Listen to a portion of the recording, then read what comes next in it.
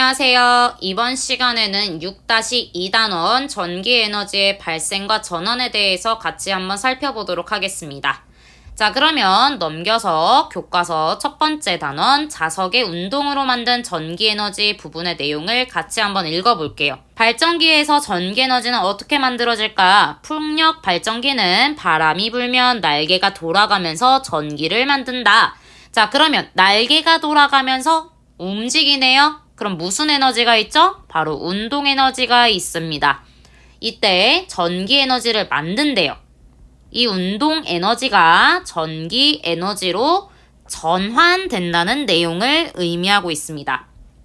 두 번째, 수력 발전소에서는 떨어지는 물이 터빈을 돌리면서, 자, 이때 중요한 포인트는요. 터빈을 돌린다는데 이 터빈이라는 것은 사실은 밑에 나오는 발전기의 한 부분입니다. 그럼 여러분들이 초점을 맞춰야 되는 부분은 바로 떨어지는 물인데요.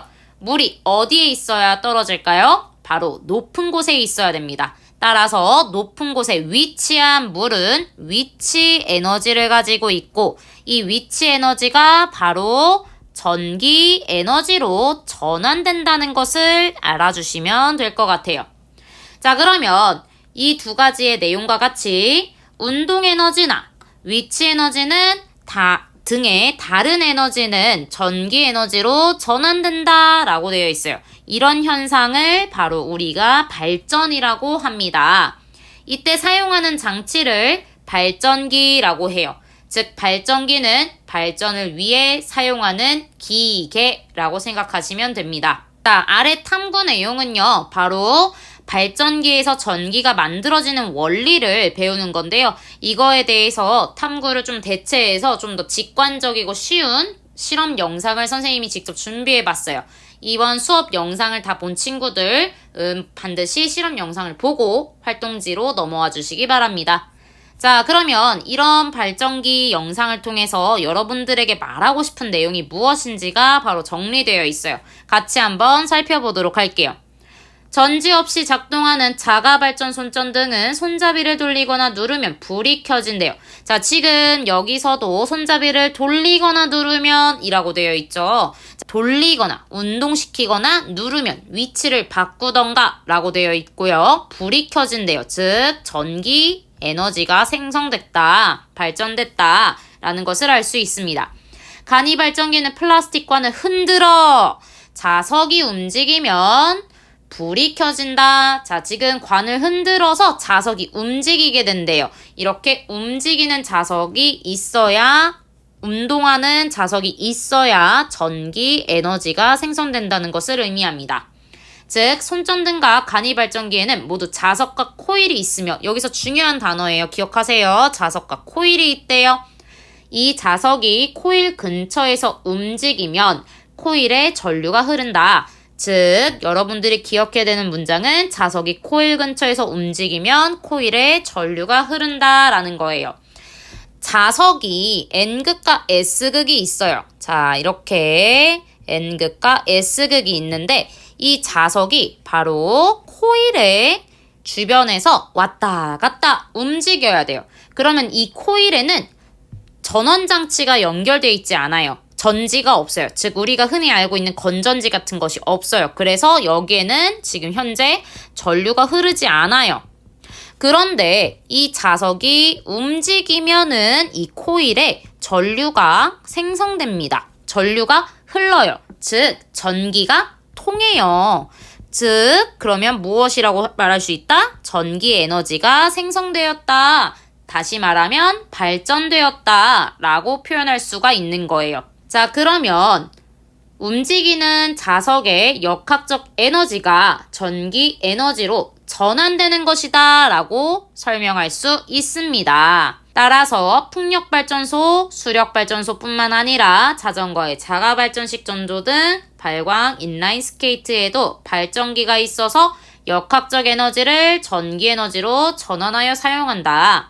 즉 우리가 일상생활 속에서 사용하는 전기 에너지는 바로 이런 원리, 즉 자석의 역학적 에너지 혹은 다른 것의 역학적 에너지가 전기 에너지로 전환된 거기 때문에 우리는 그 전기 에너지를 사용할 수 있는 겁니다. 에너지는 갑자기 새로 생성되거나 혹은 소멸하진 않아요. 다만 다른 형태로 변하는 겁니다. 그렇기 때문에 이 자석이 갖고 있는 자석의 역학적 에너지가 바로 전기 에너지로 전환된다라는 단어, 이걸 기억해 주시기 바래요. 자, 그러면 넘어가서 다음 단원을 좀 볼게요. 이렇게 전환되는 전기 에너지가 있는데요. 이 전기 에너지는 실제로 우리 가정에서 굉장히 많이 사용하고 있어요. 자, 지금 전환되는 전기 에너지 단원에서는 무엇을 배우냐면요. 바로 가정에서는 이 전기 에너지를 어떤 에너지로 전환하여서 사용하는지를 알아볼 거예요. 이 활동은 실제로 활동지에서 우리가 해볼 건데요. 일상생활 속에서 우리는 굉장히 다양한 가전제품을 사용합니다. 그리고 이 가전제품에서는 전기 에너지가 여러 가지 형태의 에너지로 전환되는데요. 아래 해보기를 선생님과 함께 같이 해보도록 할게요.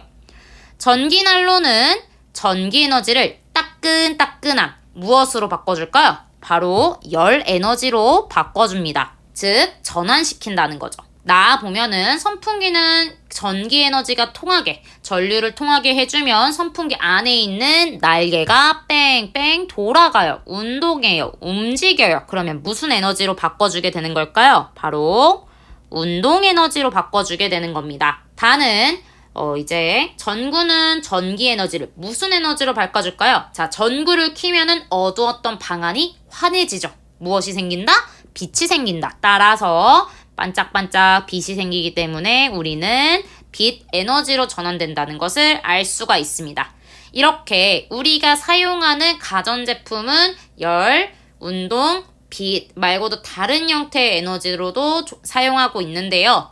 이렇게 전기 에너지는 여러 가지의 형태의 에너지로 전환된다는 것을 오른쪽 페이지에 잘 정리해놨습니다. 같이 한번 읽어볼게요. 전기난로는 전기 에너지를 열 에너지로 전환하여 집안의 온도를 높이고, 선풍기는 전기 에너지를 운동 에너지로 전환하여 날개를 돌리고, 또 전구는 전기 에너지를 빛 에너지로 전환하여 집안을 밝게 한다.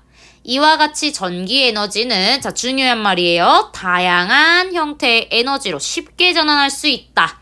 그래서 우리가 가정에서 전기 에너지를 쓰는 거예요. 다른 에너지에 비해 쉽게 다른 형태의 에너지로 전환되기 때문입니다. 가정에서는 아래 그림과 같이 전기 에너지를 운동 에너지, 열 에너지, 빛 에너지, 화학 에너지 등으로 전환하여 생활을 편리하게 이용하고 있습니다. 자, 대표적인 예시를 볼게요. 세탁기로 빨래를 한대요. 세탁기는 지금 안에 있는 드럼통이, 통돌이, 이것도 똑같아요. 그 통이 돌아가죠. 즉, 운동 에너지로 전환하는 겁니다. 그 다음에 아까 봤던 전기난로는 따끈따끈한 열 에너지로 전환되는 거고요. 그 다음에 텔레비전으로 영상을 보는데 전기 에너지는 빛이 나오죠. 왜? 우리는 어두운 캄캄한 방 안에 TV 하나를 딱 켜놓으면 그 주위가 환하게 밝아지는 것을 볼 수가 있어요. 따라서 빛 에너지입니다.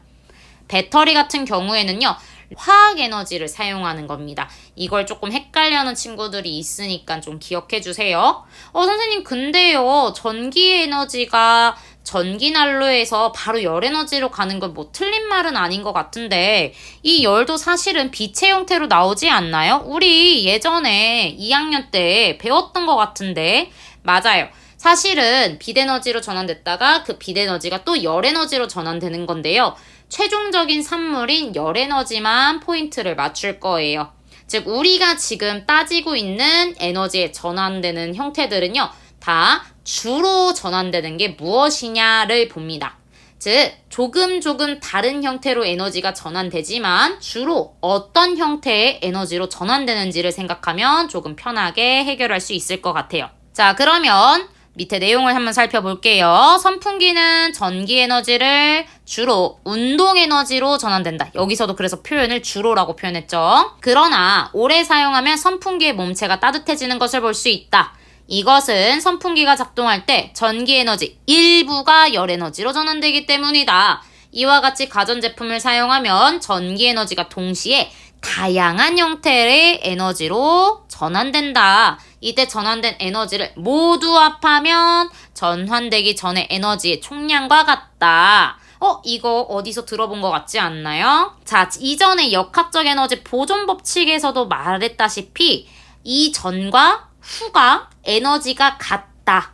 즉 보존된다 라고 생각하시면 되는 거예요. 그때는 역학적 에너지의 측면만 생각해서 우린 역학적 에너지 보존 법칙을 배웠다면 이번 시간에는 에너지 보존 법칙을 배우는 거예요. 즉, 이 전환되는 에너지를 모두 합하면 전환되기 전에 에너지의 총량과 같다. 여기서 의미하는 것은 에너지 보존을 의미합니다. 이 에너지 보존이란 말은요, 무슨 뜻이냐면 에너지는 전환되는 과정에서 새로 생성되거나 없어지지 않고 총량이 항상 똑같이 보존된다라는 내용입니다. 아까도 한번 언급했지만 에너지는 갑자기 없었던 공간에서 갑자기 뿅 하고 나타나는 것도 아니고 잘 있던 것이 슉 하고 사라지지도 않습니다. 따라서 에너지는 형태만 바꿀 뿐이지 전과 후, 전환되기 전과 후 모두 그 총량은 같습니다. 즉 보존됩니다. 그것이 에너지 보존이라고 표현합니다.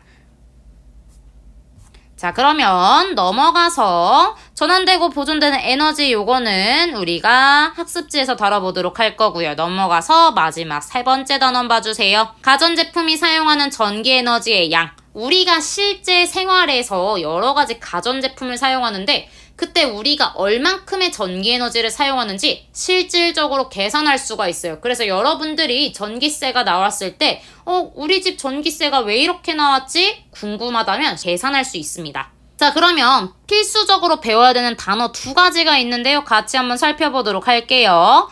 어떤 가전제품이 전기 에너지를 많이 사용할까? 가전제품마다 사용하는 전기 에너지의 양은 다르다. 당연한 말이겠죠. 전기 에너지가 1초당 사용하는 전기 에너지의 양을 우리는 소비 전력이라고 표현합니다. 이때 단위는 와트를 사용하고요. 또한 어느 시간 동안 사용한 전기 에너지의 양을 우리는 전력량이라고 표현합니다. 이때 단위는 와트, 시라고 표현해요. 자, 이 표현은 지금 와닿지가 않는 친구들이 있을 거예요. 그래서 왼쪽에 내용이 좀 더 상세하게 나와 있습니다.